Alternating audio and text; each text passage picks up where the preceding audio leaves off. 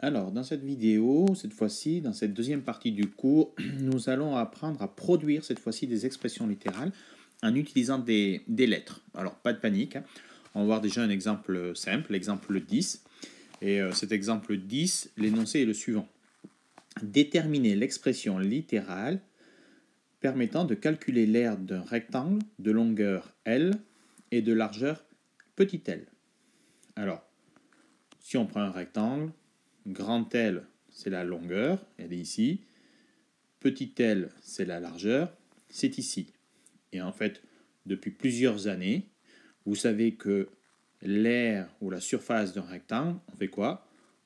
C'est égal à grand L fois petit l.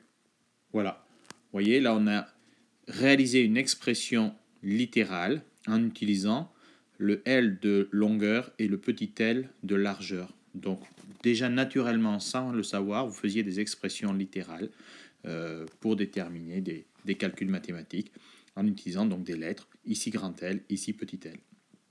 C'est aussi simple que ça. Et donc, si jamais dans l'exercice, on nous disait calculer maintenant l'aire du rectangle pour grand L égale 10 et petit l égale 5, eh bien, l'aire du rectangle, vous avez dit que c'est le grand L de longueur fois le petit l de largeur. Ben, on remplace par les valeurs. Hein. Grand L égale 10, multiplié par petit l, c'est égal à 5.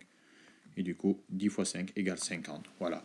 Ben, vous auriez répondu à un exercice où on vous aurait dit calculer l'aire d'un rectangle en fonction de sa longueur et de sa largeur. Faites une expression littérale. L'aire du rectangle, c'est grand L fois petit l.